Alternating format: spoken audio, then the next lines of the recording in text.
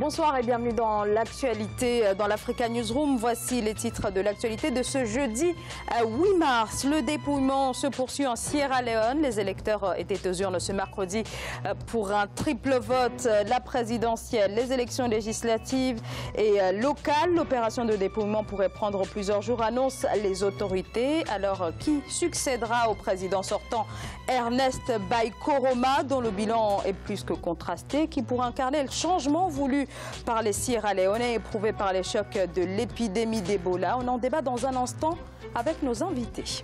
Au programme également les échanges interafricains encore bien trop insuffisants, faiblesse lancinante qui concerne notamment les pays d'Afrique centrale. Et à l'occasion de ce 8 mars, journée internationale des droits des femmes, nous nous intéresserons à la situation des femmes en Afrique, les violences faites aux femmes. Aucun continent n'y échappe. En Afrique, elles sont 37%, soit plus d'une Africaine sur 3 à avoir subi des agressions sexuelles. Selon l'ONU, des violences persistantes. Mais alors, pourquoi la parole a-t-elle autant de mal à se libérer? On en débat là aussi avec nos invités à la fin de cette émission. Des invités qui sont ce soir, Monsieur Pierre Franklin Tavares, bonsoir. Madame. Vous êtes philosophe, merci à vous d'avoir accepté notre invitation.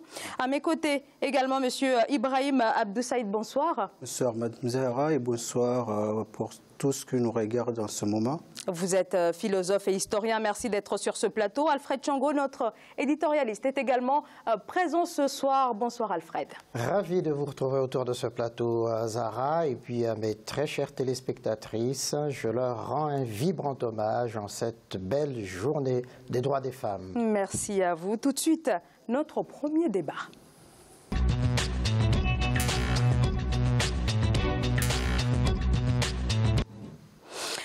En Sierra Leone, près de 3 millions d'électeurs étaient donc attendus dans les bureaux de vote ce mercredi pour renouveler le Parlement, choisir aussi les maires et élire bien entendu le successeur du président Ernest Bai Koroma. Et au total, ce sont 16 candidats qui étaient en lice pour la présidentielle. Du côté des électeurs, tous martèlent la nécessité de relever l'économie qui reste dans un état préoccupant. Et pour ce qui est du scrutin, jamais depuis l'indépendance du pays, la compétition n'a semblé aussi incertaine. Marcel Farbamaroun, Solène Duplessis. En Sierra Leone, quelques 3 100 000 électeurs étaient appelés aux urnes mercredi 7 mars 2018 dans le cadre des élections présidentielles, législatives mais aussi communales. Pour la présidentielle, qui est le scrutin phare de cet événement politique, 16 candidats étaient en lice pour succéder au président sortant, Ernest Bai Koroma, qui a terminé ses 2 mandats conformément à la Constitution. Parmi ces candidats, 2 sont classés comme principaux favoris, Samura Kamara du parti All People Congress et Julius Maada Bio du Parti du Peuple de Sierra Leone, autrefois chef de la junte de 1996, qui rendit le pouvoir aux civils. Pour ce qui est de Samura Kamara, je pense qu'en tant qu'ancien ministre des Affaires étrangères, par ailleurs candidat du parti au pouvoir, il a quand même des atouts, ne serait-ce que parce qu'il peut s'appuyer sur l'organisation, sur les ressources du parti au pouvoir. Sauf qu'en étant aussi le candidat au pouvoir, il endosse le bilan du président Ernest Bai Koroma. Or, dans ce bilan, il n'y a pas que du positif. L'opposition aussi, particulièrement Julius Maada Bio, peut aussi compter sur quand même une certaine aura que l'opinion publique a de lui. Cependant, de nouvelles formations commencent à gagner du terrain. La grande coalition nationale de Kande Yumkela, ancien directeur général de l'Organisation des Nations Unies pour le développement industriel, et la coalition pour le changement de l'ancien vice-président Samuel Sam Sumana. Si leurs chances de victoire sont plutôt faibles, ils pourraient en revanche être décisifs lors du second tour. Kande Yumkela comme Samuel Sam Sumana peuvent être très déterminants, notamment dans l'optique du second tour pour départager Samura Kamara et puis Maada Bio. D'autant qu'en Sierra Leone, il faut avoir 55% des suffrages au premier tour pour l'emporter. Et dans cette configuration-là, ce n'est pas évident que l'un des 2 principaux candidats récolte ce suffrage-là. Et c'est à ce niveau-là qu'il faut s'attendre à un rôle déterminant des deux principaux challengers. Les premiers résultats partiels sont attendus 48 heures après le scrutin et les résultats complets dans un délai maximum de 15 jours. Malgré quelques incidents, les observateurs ont salué une forte affluence dans les bureaux de vote et des élections globalement apaisées dans un pays qui a connu de 1991 à 2002 une guerre civile qui a fait 120 000 victimes et des centaines de milliers de réfugiés et déplacés. Alors effectivement, deux nouvelles formations grignotent les bases des deux partis traditionnels. Ces deux partis, c'est la Grande Coalition nationale et la Coalition pour le changement de l'ancien vice-président Samuel Samsoumana. On peut dire, Pierre-Franklin Tavares, que c'est la gestion de l'après-Ebola qui a fait que ces formations ont pu finalement émerger. Oui, tout à fait. En termes de bilan, je crois que le bilan contrasté, comme le disait tout à l'heure votre journaliste qui est intervenu, M. Sansou-Bari, ça a pesé. Mais permettez-moi de dire d'abord deux choses en guise d'introduction. La première, c'est que cette élection générale, comme vous l'avez rappelé, suit une élection qui s'est fort bien passée au Libéria et dont on a vu le caractère extrêmement démocratique avec une classe politique apaisée. Et en même temps, elle anticipe, ou elle s'inscrit entre cette élection-là et celle qui va se dérouler au Mali, une élection qui porte un destin, parce qu'aujourd'hui, toutes les contradictions mondiales sont situées dans cette zone du Sahel. Ceci dit, il est important de remarquer que, premièrement, le bilan du président sortant en matière de taux de pauvreté, en matière de lutte contre la corruption, n'a pas été ce qu'il avait promis, d'une part. Et d'autre part, il faut rajouter quand même, et vous l'avez dit, la Sierra Leone sort d'une double crise. D'abord une crise sanglante, sur 10 ans, 92 à 2002, et puis fatalité, malheur, une décennie plus tard, une crise d'Ebola sans commune mesure. Et donc, il nous faut apprécier relativement à ces deux grandes crises-là le bilan du président sortant, qu'il faut saluer. Parce qu'on sait que pour beaucoup de chefs d'État, de présidents de la République en Afrique en général, il est difficile comme ça d'arrêter au terme de son second mandat quand on a le sentiment de ne pas avoir accompli tout ce qu'on a souhaité, tout ce qu'on a promis. Donc la première chose, il faut d'abord saluer cet acte démocratique et républicain. Donc il a accepté il a respecté finalement la Constitution. Voilà. Mais quand même, un bilan décrié, la gestion de l'après-Ebola. Je vous cède la parole, M. Ibrahim Abdou Saïd. Oui, d'abord, je suis d'accord avec vous. Il faut saluer en fait le geste du président actuel qui a décidé de ne pas se présenter. C'est une bonne chose, alors qu'on voit partout en Afrique, il faut les chasser soit par les armes ou soit par des manifestations de la rue. Déjà, pour moi, c'est un président que par ce geste, j'ai beaucoup de respect envers lui. Et je crois aussi, malgré tout ce que nous disons, je pense que le président a bien bossé.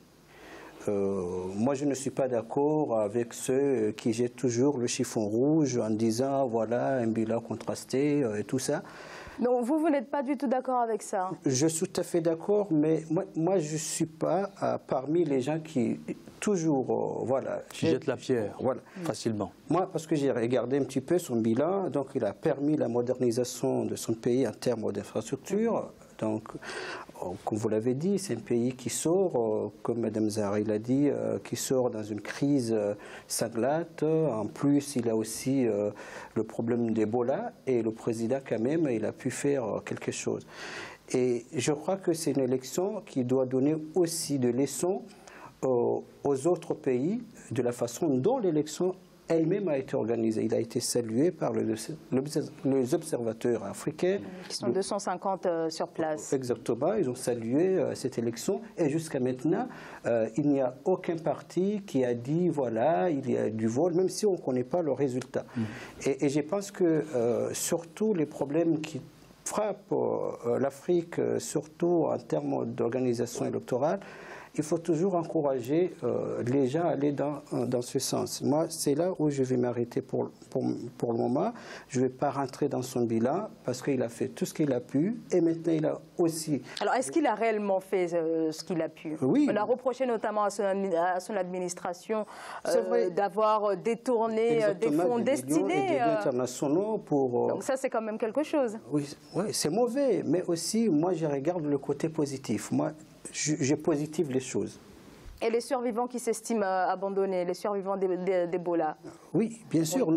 Moi, je regrette tout ça, mais moi, je me limite sur les bonnes choses que le président a réalisées et je pense qu'il faut encourager aussi des actes comme ça parce que peut-être cela va donner aussi des leçons aux autres chefs d'État que, écoutez, même si vous laissez le pouvoir, même si vous n'avez pas accompli votre mission, mais quand même, il y a des gestes que les gens vont saluer. Alfred Thiong'o. Alors, moi, je dirais plusieurs choses, mais la première, c'est que, au fond, ce qui se passe en Sierra Leone, comme ce qui s'est passé au Libéria, c'est le respect de la continuité de la démocratie, de la République. Ça montre effectivement qu'après ces années sombres que la Sierra Leone a traversées, le Libéria, que de plus en plus entre dans les mœurs politiques de ces deux pays et en particulier de la Sierra Leone, cette culture-là du respect des échéances électorales, du respect de la Constitution, ça c'est une chose importante. Maintenant, dans toute gestion publique, il ne manque pas des errements. Et ce qu'on reproche beaucoup à nos chefs d'État africains, mais pas seulement à la Sierra Leone, c'est la question de la corruption et de la mauvaise gestion justement des ressources ou des finances du pays. Pourquoi est-ce qu'il y a la corruption? Parce qu'il y a plusieurs facteurs qui jouent pour qu'il en soit ainsi. Si on ajoute effectivement pour la Sierra Leone que Ebola a frappé à un moment crucial justement du destin de ce pays, on comprend pourquoi effectivement un certain nombre de choses n'ont pas été faites. Mais ça ne remonte pas à cela, c'est-à-dire c'est aussi depuis la fin de la guerre, la prise en charge des victimes de la guerre, des blessés de la guerre, l'indemnisation des familles et tout ça, ça n'a jamais suivi. Mais comme c'est là souvent aussi le cas en Afrique, il y a beaucoup trop de résilience, on oublie vite et on reprend goût à la vie, c'est ce qui se passe aussi là-bas. Je crois que la tâche qui incombera à ceux qui y arriveront ou à celui qui arrivera après Bayi Koroma, ce sera justement de régler cette question de la corruption et la question aussi de la pauvreté qui est quand même assez importante. C'est assez curieux puisque et la Sierra Leone, le Libéria, enfin beaucoup de pays africains, ce sont des pays agricoles. Mais on ne met pas l'accent beaucoup sur justement l'agriculture comme source de revenus. On privilégie les rentes, diamants, il y en a beaucoup Sierra Leone, et on oublie justement ce qui peut apporter une valeur ajoutée justement à l'économie du pays. Pierre-Franklin Tavares, de ces soupçons de corruption, il y aura forcément des conséquences politiques, sachant en plus qu'il s'agit là d'un triple scrutin. Oui, tout à fait. Voyez-vous, la corruption est un double drame, parce qu'en elle-même, elle est un facteur de frein au développement, d'une part. Elle gêne un fonctionnement normal de l'État, et enfin, elle surajoute à la pauvreté. On a décrit tout de suite un tableau difficile sur les 20 dernières années qui concernent la Sierra Leone. Mais en même temps, on doit le dire, la corruption n'est pas une fatalité. Parce que nous avons des pays en Afrique qui, sur le tableau, au classement de Transparency International, sont en bonne position.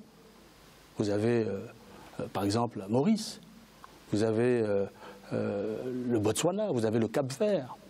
Bien évidemment, ce sont des petits États, mais ce n'est pas cela la dimension essentielle. La dimension essentielle, c'est avoir une classe politique formée, et de les former que lorsqu'elle sait ce que c'est que l'État, c'est-à-dire, selon sa finalité, une perspective éthique, d'une part, et d'autre part, elle devrait, au terme de la Constitution, s'appuyer sur la République qui, elle, doit se doter de tous les instruments pour ramener la corruption à un taux, puisqu'on ne peut pas définitivement et totalement la supprimer, y compris dans les grands pays démocratiques, mais l'amener à un taux, je veux dire, acceptable pour tous. Et cela n'est pas gagné, puisque les deux candidats, les deux favoris à cette élection sont justement Je suis tout à fait d'accord avec vous, Madame Zahra. Les conséquences de cette corruption, c'est l'incertitude du résultat. Aujourd'hui, l'élection est vraiment ouverte. On ne sait pas qui va la gagner, ça c'est clair. Parce que, en fait, le parti du pouvoir, c'est vrai, ils ont une bonne candidature. Voilà, c'est ministre des Affaires étrangères, il était aussi ministre des Finances, il a la culture de l'État. Mais le problème, comme vous l'avez dit, je pense que le bilan de la corruption qui a engendré au sein du pouvoir, quand même laisse certaines populations ou certains électeurs tellement dubitatifs, à tel point que vraiment ils rejettent carrément la candidature de Monsieur Samora Camara. Mais aussi, du côté de l'opposition, il ne faut pas oublier aussi que le chef de l'opposition aujourd'hui, c'est aussi quelqu'un qui a eu même un petit moment à diriger le pays. C'est ça. Il est issu d'une junte militaire. Il a déposé le capitaine Valentine Charster. Et donc, aussi, c'est un vétéran de la guerre civile. Et donc, je pense qu'aujourd'hui, il y a un nouveau vent de changement. Et c'est ça, comme vous l'avez dit. Et les deux partis qui restent, ils jouent sur le changement. Ils aspirent le changement. Et ils arrivent quand même à grignoter l'électorat de deux partis. Maintenant, la question qui se pose, c'est le deuxième tour. Le deuxième tour, comment ça va se passer? C'est pourquoi je suis tout à fait d'accord, cette élection, c'est une élection très importante, parce que, comme vous l'avez dit au début, jamais depuis l'indépendance, en 1961, la compétition n'a semblé aussi incertaine. Oui. Donc maintenant, aucun analyste politique, aucun observateur politique peut prévoir aujourd'hui qui va remporter cette élection. Oui, ça reste d'autant plus ouvert que on peut espérer que la population ait non seulement de la suite dans les idées, mais soit plus exigeant envers celui qui arrive maintenant par rapport à Bayi Koroma qui s'en va, et donc donne soit parmi les deux qui sont supposés être les plus à même d'être qualifiés au second tour de cette élection, de faire qu'effectivement les alliances qui vont se nouer à ce moment-là ne se fassent pas au détriment des intérêts du pays, des intérêts du peuple, mais que tiennent compte effectivement de cet indicateur de pauvreté qui est quand même assez important pour essayer justement de, par la suite, mettre en place des politiques qui aillent dans le sens de la résorption de cette pauvreté. Mais ça passe aussi par l'élimination de la corruption. Et c'est là où c'est très compliqué parce que... Alors, au Libéria, aujourd'hui, il y a une commission qui est mise en place pour essayer d'étudier les dossiers. J'espère qu'au Sierra Leone aussi, ça sera pareil, qu'il y aura une commission qui va essayer de voir en tout cas les cas les plus flagrants de corruption pour voir effectivement si on peut engager des actions en justice pour dissuader, pour éviter l'impunité et dissuader ceux qui arrivent au pouvoir après de procéder de la même façon. Je crois que les enjeux sont là aussi. Ce qui est important, c'est de dire que la corruption n'est pas une fatalité. Pour ceux qui se rappellent un peu de l'histoire du Ghana, ça a été d'abord un pays exemplaire, ensuite par une série de coups d'État militaires, on a vu une corruption, un relâchement des mœurs pas possible, et puis enfin une personne s'est levée, avec une équipe bien évidemment. Je parle ici du président Rawlings, et qui a remis le Ghana sur les rails. Il faut que les journalistes et la classe politique, les intellectuels qui interprètent l'histoire africaine, devraient avoir un discours optimiste en montrant les bons exemples. Ce n'est pas une fatalité. Ce n'est pas une fatalité. On peut penser que George Weah, en dépit des contraintes qu'il a, il lui reste quand même un espace de manœuvre. La liberté a pour siège la volonté. Un dernier mot, Ibrahim Abdou Saïd. Mais en fait, le problème qui est là, en fait, même le troisième homme, le quatrième homme, mais aussi, en fait, est-ce qu'on peut espérer faire du changement avec du vieux? En fait, est-ce qu'on fait du neuf avec du vieux? Parce que le problème, c'est que parce que le problème, le troisième homme fort, le deuxième aussi, le quatrième, ce sont des dissidents.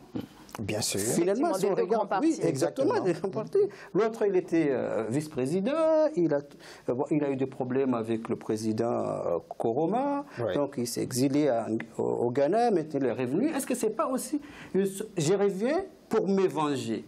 Il a aussi ça. Ça dépend de celui qui l'emportera au second tour. Exactement. Et puis qui décidera, qui travaillera avec lui, quelles alliances nouer. Exactement aussi. Pour Julius Maada Bio, c'est la même chose. Donc maintenant, la question qui se pose réellement et véritablement, est-ce que c'est vrai? Il faut espérer un changement réel et véritable qu'on vous êtes en train de dire. Pierre Franklin Tavares, permettez-moi de dire trois choses de manière très brève. Un, je répète, la corruption n'est pas une fatalité. Elle est une nécessité pour une partie de la classe politique et intellectuelle africaine. Elle survit, elle vit avec. Elle accumule des richesses, elle transforme la chose publique en chose privée. Premier point. Deuxième point, y compris pour celui qui a été corrompu, et vous donnez quelques exemples, celui-là sans doute est mieux instruit que vous ou moi-même sur la nature de la corruption, et sans doute peut-il, on verra qui sortira du chapeau démocratique, sans doute celui-là instruit des mécanismes de corruption de son propre pays, s'il le souhaite. Et c'est sa liberté. Parce que quand on est élu, il n'y a plus de mandat impératif. On ne dépend que de soi-même. Et on est reconvoqué à la prochaine échéance. Ça, c'est fondamental.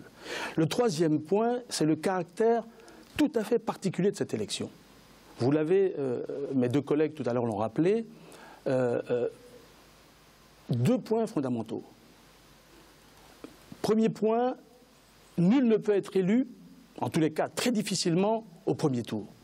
Parce que la barre a été mise très haut. 55%. Voilà, 55%. C'est une exception démocratique. En général, la démocratie, le principe de l'égalité numérique, comme dirait Aristote, suppose 50 plus une voix. Je trouve que c'est un bien, parce que ça oblige à un deuxième tour. Et donc, par conséquent, à ce que vous-même vous anticipez. Les alliances, dans le cadre des alliances, il est tout à fait possible. C'est une marge de manœuvre encore plus grande pour celui, ou en tout cas pour les deux qui resteront, au moins pour les deux au moins qui resteront, ce sera une marge de manœuvre encore plus grande pour s'attaquer aux trois mots principaux, vous l'avez dit tout à l'heure, qui sont un déficit agricole incompréhensible, d'une part, une pauvreté qui est accompagnée et soutenue par la santé, et puis la corruption. Moi je crois à la liberté des personnes. On a vu dans les quelques pays d'Afrique, quand une classe politique, quand un individu veut, il peut façonner la classe politique à son image. Merci beaucoup à tous les trois. On va marquer une très courte pause. Restez avec nous, à tout de suite.